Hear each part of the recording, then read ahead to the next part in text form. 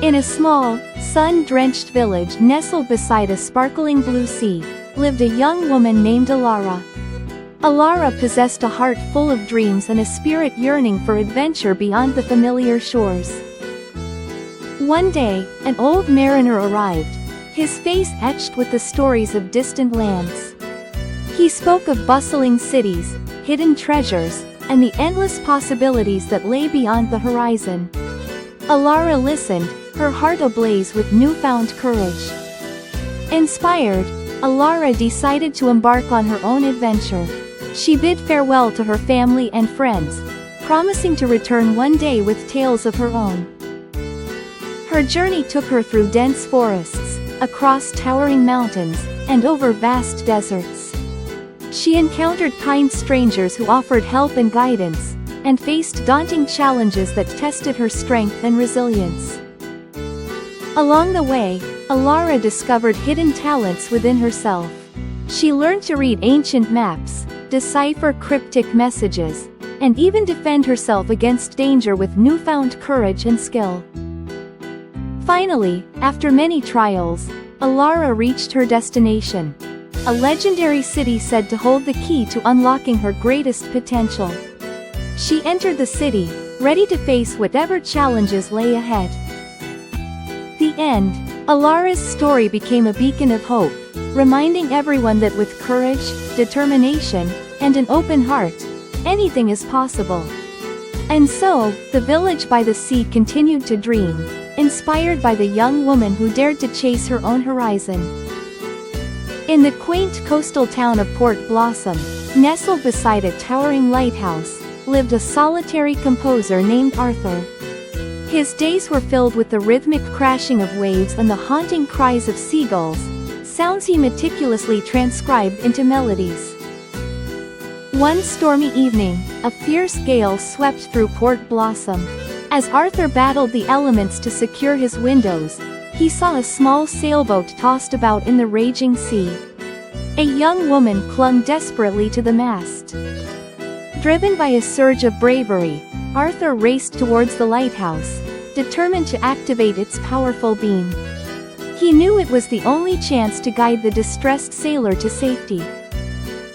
In a remote, windswept lighthouse, Elias Thorne, a deaf composer, lives a solitary life. His world is one of vibrations and visual rhythms, a symphony of the sea and sky.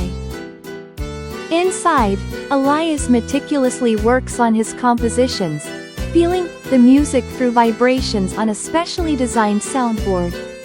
His face is etched with a quiet intensity, his silver hair a stark contrast to the dark wood of his soundboard. Meanwhile, in a bustling city far away, a young singer named Maya struggles with crippling stage fright. The bright lights and expectant faces blur into a terrifying haze. Her dreams of singing seem impossible. A newspaper clipping about Elias and his unique way of seeing music catches Maya's eye. Desperate, she decides to seek him out, hoping he can help her find her voice. Maya arrives at the lighthouse, the vast ocean stretching before her.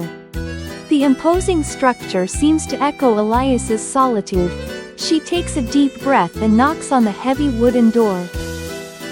As the sun dipped below the horizon, casting long shadows across the ancient forest, Alara, a young sorceress with eyes like emeralds and hair the color of spun moonlight, prepared for a perilous journey.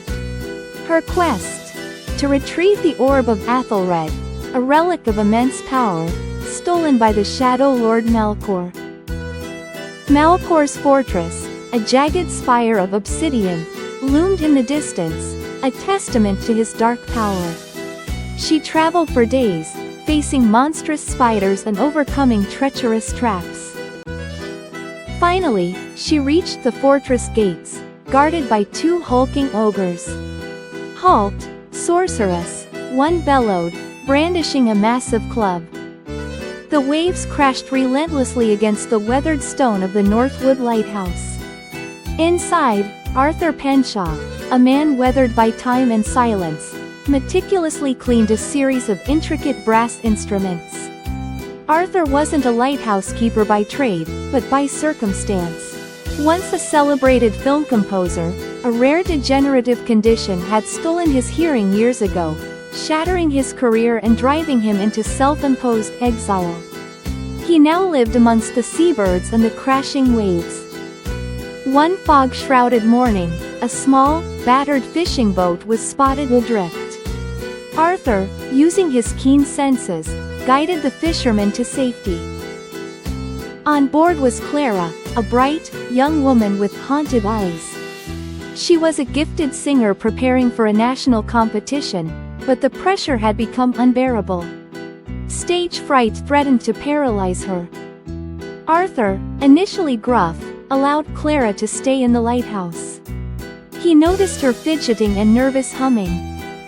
She found his dusty scores in a corner. Curiosity overcoming her fear, she began to sing.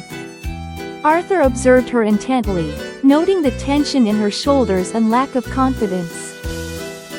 He began communicating with her through written notes and, more importantly, through feeling.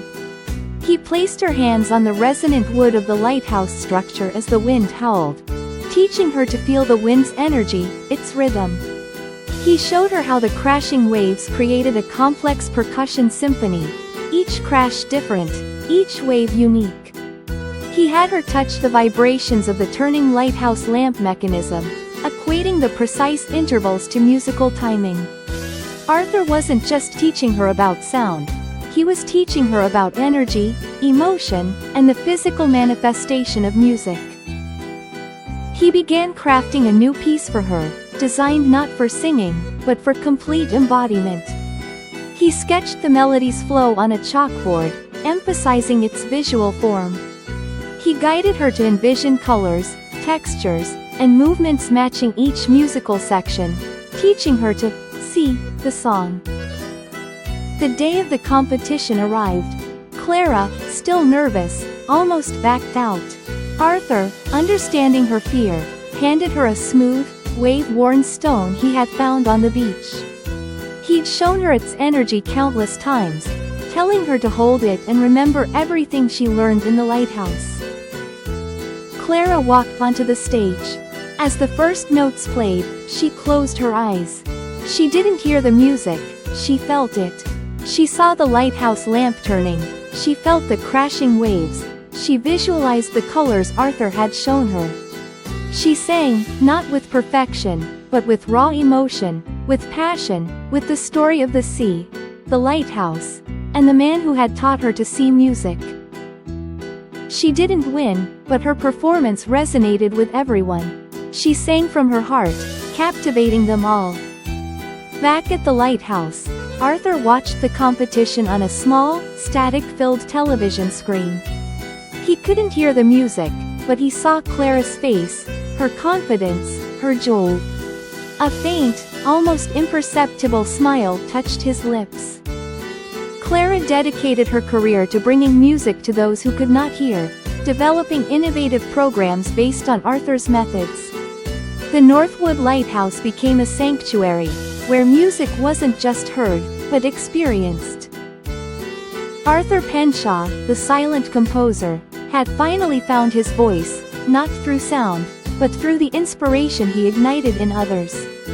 The lighthouse, once a symbol of his isolation, became a beacon of hope and creative expression, forever illuminated by the music within.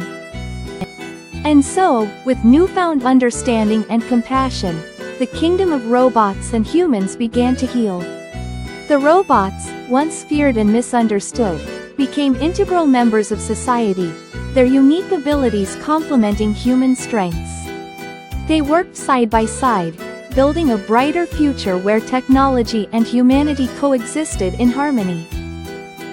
Alara, now a respected leader, continued to advocate for unity and understanding. Her vision of a world where differences were celebrated, not feared, became the guiding principle for generations to come.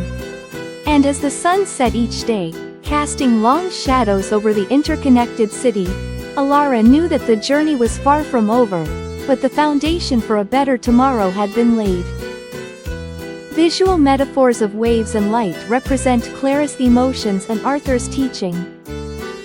The soundtrack reflects Arthur's deafness and Clara's anxiety, evolving into a powerful, emotive score as Clara connects with the music.